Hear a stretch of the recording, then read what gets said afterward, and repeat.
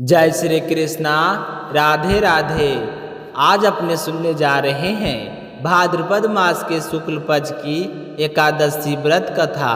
हिंदू पंचांग के अनुसार एकादशी तिथि का विशेष महात्म है। इस दिन व्रत, स्नान और दान करने से अपार पुण्य की प्राप्ति होती है। एकादशी को भगवान श्री हरि विष्णु का प्रिय दिन माना गया है। भाद्रपद माह के शुक्ल पक्ष की यह एकादशी विशेष रूप से पावन मानी जाती है, क्योंकि इसी दिन भगवान विष्णु योग निद्रा में करवट बदलते हैं और देवशयनी एकादशी से भगवान 4 महीने के लिए शयन करते हैं और इस परिवर्तनीय एकादशी से वे करवट बदलते हैं। यही कारण है कि इसे परिवर्तनीय एकादशी कहा जाता है। इस 4 महीनों को चातुर्मास कहा जाता है और यह समय शक्ति, भक्ति, साधना, दान और पुण्य अर्जन का श्रेष्ठ काल होता है। इस दिन पूरे प्रेम और श्रद्धा से व्रत रखकर भगवान श्री हरि विष्णु और माता लक्ष्मी का पूजा करने से जीवन के सभी दुख दूर हो जाते हैं और असीम सुख समृद्धि का आशीर्वाद प्राप्त होता है। तो भक्तों, एकादशी का व्रत तभी पूर्ण माना जाता है जब उसकी कथा श्रवण भी किया जाए। इसलिए आज शिला भक्ति चैनल प्रस्तुत कर रहा है परिवर्तनीय एकादशी की संपूर्ण कथा। इसे प्रेम और एकाग्रता से अवश्य सुने और ज़्यादा से ज़्यादा अपने परिवार और मित्रों में शेयर करें, ताकि सब भगवान नारायण की कृपा पर बनी रहे। बोलिए लक्ष्मीपति नारायण की जय हो। एक बार की बात है, धर्मराज युधिष्ठिर ने भगवान श्री कृष्ण से कहें और पूछा कि हे माधव, कृपया बताइए कि भाद्रपद माह के शुक्ल पक्ष की एकादशी का क्या नाम है, उस व्रत का विधान क्या है और इस व्रत को करने से मनुष्य को कौन सा फल प्राप्त होता है। तो युधिष्ठिर की जिज्ञासा सुनकर भगवान श्री कृष्ण मुस्कुराए और बोले, राजन, यह एकादशी जयंती एकादशी के नाम से प्रसिद्ध है। इसे परिवर्तनीय एकादशी भी कहते हैं, क्योंकि इसी दिन भगवान विष्णु शेषनाग की शैया पर करवट बदलते हैं। इस व्रत का महत्व इतना है कि इसके केवल श्रवण मात्र से ही मनुष्य पापों से मुक्त होकर स्वर्गलोक का अधिकार बन जाता है। जो भक्त इस दिन श्रद्धा और नियम पूर्वक उपवास करके श्री हरि का पूजा करता है, उसे यज्ञ का समान फल की प्राप्ति होती है। और यदि इस दिन भगवान वामन देव का पूजन किया जाए तो यह मानो ब्रह्मा, विष्णु और महेश तीनों देवताओं की आराधना कर लेता है। तो हे धर्मराज, इस व्रत को करने वाले को संसार के अन्य सभी कर्तव्यों से मुक्त मान लिया जाता है। भगवान श्री कृष्ण बोले, अब ध्यान पूर्वक सुनो इस एकादशी का दिव्य कथा।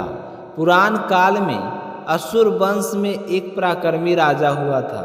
उसका नाम था बलि। वे प्रहलाद के पौत्र और विरोचन के पुत्र थे। राजा बलि दानशील, न्यायप्रिय और वीर थे। कठोर तपस्या और पराक्रम से उन्होंने अपार साम्राज्य प्राप्त किया। उनके राज में प्रजा सुखी थी, पर उनके दान धर्म की ख्याति दूर दूर तक फैलती हुई थी। परंतु राजत्व और ऐश्वर्य अक्सर मनुष्य के भीतर अहंकार का बीज बो देता है। यही हुआ राजा बलि के साथ। दानशीलता और साम्राज्य के साथ उनमें अभिमान भी बढ़ गया। वे केवल पृथ्वी तक सीमित नहीं रहे, बल्कि स्वर्गलोक पर भी अधिकार बनाने की इच्छा करने लगे। अंत में उन्होंने देवताओं को पराजित कर तीनों लोगों को अपना आधिपत्य जमा लिया। तो देवगण इस स्थिति में अत्यंत दुखी हुए। उन्होंने भगवान विष्णु से प्रार्थना की कि प्रभु, दैत्यराज बलि के अहंकार से हमें मुक्ति दिलाइए। भगवान विष्णु ने आश्वासन दिया कि देवताओं, समय आने पर मैं वामन रूप का अवतार लेकर तुम्हें बलि के भय से मुक्त करूंगा। महर्षि कश्यप की पत्नी आदिति ने कठोर उपासना की। उनकी तपस्या से प्रसन्न होकर भगवान विष्णु ने भाद्रपद माह के शुक्ल पक्ष की द्वादशी के दिन वामन ब्रह्मचारी के रूप में अवतार लिए। महर्षियों ने उसका उपनयन संस्कार किया और उन्हें दंड कमंडल, खड़ाऊं, यज्ञोपवीत और भिक्षा पात्र प्रदान किया गया। छोटे से बाल ब्राह्मण के रूप में भगवान वामन अत्यंत तेजस्वी लग रहे थे। महर्षि कश्यप की पत्नी अदिति ने कठोर उपासना की। उनकी तपस्या से प्रसन्न होकर भगवान विष्णु ने भाद्रपद माह के शुक्ल पक्ष के दिन वामन ब्रह्मचारी के रूप में अवतार लिया। महर्षियों ने उनका उपनयन संस्कार किया और उन्हें दंड कमंडल, खड़हूं, यज्ञोपवीत और भिक्षा पात्र प्रदान किया। छोटे से बाल ब्राह्मण के रूप में भगवान वामन अत्यंत तेजस्वी लग रहे थे। उसी समय राजा बलि ने अपने विजय उत्सव में एक भव्य यज्ञ का आयोजन किया था। वामन देव बटुक ब्राह्मण के भेष में वहां पहुंचे और दरबार में उनका आदर सत्कार हुआ। राजा बलि ने प्रेम पूर्वक पूछा, हे ब्रह्मचारी, क्या आप चाहते हैं जो भी अभिलाषा हो मैं निसंकोच कहिए, मैं उसे पूरा करूँगा। तो वामन देव ने नम्रता से उत्तर दिया, महाराज, मुझे केवल 3 पग भूमि चाहिए, बस उतनी भूमि मैं अपने 3 कदम रख सकूं। बलि आश्चर्यचकित हुए। 3 लोगों के स्वामी को यह मांग बहुत छोटी लगी। वे हंसते हुए बोले, हे बालक, तुम मुझसे स्वर्ण, रत्न, पशु, भूमि या नगर भी कुछ भी मांग सकते हो, केवल 3 कदम भूमि क्यों? तो वामन बोले, महाराज, मुझे जितनी आवश्यकता है उतनी ही मांगता हूँ। बलि ने हंसते हुए प्रतिज्ञा कर दी। उसी समय राजा बलि ने अपने विजय उत्सव में एक भव्य यज्ञ का आयोजन किया था। तो वामन देव बटुक ब्राह्मण के भेष में वहां पहुंचे और दरबार में उनका आदर सत्कार हुआ।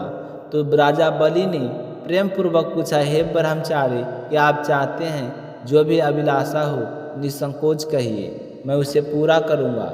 तो वामन देव ने नम्रता से उत्तर दिया, महाराज, मुझे केवल 3 पग भूमि चाहिए। बलि आश्चर्यचकित हुए। 3 लोगों को स्वामी को यह मांग बहुत छोटी है। वे हंसते हुए बोले, और हे बालक, मुझे स्वर्ण, रत्न, पशु, पक्षी कुछ भी मांग सकते हो, केवल 3 कदम भूमि क्यों? तो वामन बोले कि महाराज, मुझे जितनी आवश्यकता है उतनी ही मैं मांगता हूँ। बलि ने हंसते हुए प्रतिज्ञा कर दी और एक पग में उन्होंने स्वर्ग को नापा, दूसरे पग में समस्त पृथ्वी, और जब तीसरे पग बाहरी आई तो कहीं स्थान शेष ना बचा। तो वामन देव ने बलि से कहा कि महाराज, आप बताइए तीसरा पग कहाँ रखूं? तो राजा बलि ने विनम्र होकर उत्तर दिया, प्रभु, संपत्ति से बड़ा उसका स्वामी है, मेरे पास कुछ नहीं है, केवल मेरा सिर ही शेष है, कृपया करके तीसरा पग मेरे मस्तक पर रख दीजिए। तो भगवान प्रसन्न हुए। उन्होंने अपना तीसरा पग बलि के सिर पर रखकर उन्हें पाताल लोक की अधिपति बना दिया। साथ ही उनके दान, धर्म और सत्या प्रतिज्ञा को देखकर आशीर्वाद दिया गया। हे बलि, तुम यशस्वी रहोगे और भक्तों द्वारा सदा स्मरण किया जाएगा।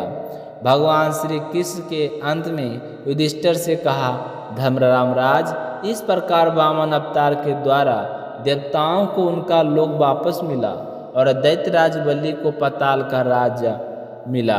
जो मनुष्य श्रद्धा से जयंती एकादशी का व्रत करता है वह पापों से मुक्त होकर विष्णु लोक को प्राप्त होता है। इस व्रत का श्रवण और कीर्तन करने से असंख्य पुण्य की प्राप्ति होती है। बोलिए श्री हरि भगवान विष्णु की जय हो, वामन देव भगवान की जय हो।